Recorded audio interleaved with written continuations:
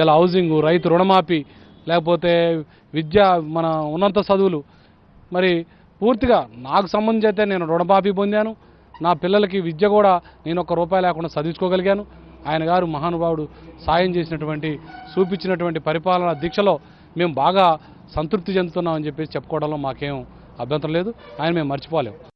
ప్రతి పేదవాడికి గుడిసె పోయి ఇల్లు కావాలి, పక్కా ఇల్లు కావాలని ఇందిరమ్మ పేరుతోటి కానీ ఫేజ్ 1, ఫేజ్ 2, ఫేజ్ 3 పేరుతోటి అనేక మందికి ఎక్కడ పేదోడు కూడా సుఖంగా ఉండాలని చెప్పేసి ప్రవేశపెట్టిండు. అంతా ఏదో రణరంగంగా బణభంగంగా అయిపోయింది రాష్ట్రం మొత్తం.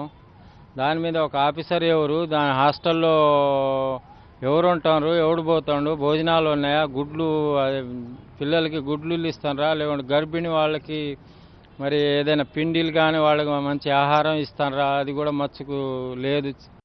ఇండ్లు ఇస్తానన్నారు, ఇండ్లు ఇంతవరకు ఇవ్వలేదు. ఏది చేద్దామన్నా, ఏ పని చేసినా నిధులు లేవన్నారు.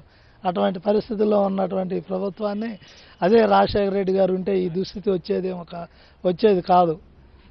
అందుకోసం ఆయన లేని లోటు ప్రత్యేకంగా ఈ రాష్ట్రంలో కనబడుతుంది. పాదయాత్ర దగ్గర నుంచి ఈ రోజు వరకు ఉన్న పరిపాలనా విధానంలో రాజశేఖర రెడ్డి లాంటి ఉత్తమ ముఖ్యమంత్రి ఇంతవరకు మరి ఏ ముఖ్యమంత్రి దొరకలేదు.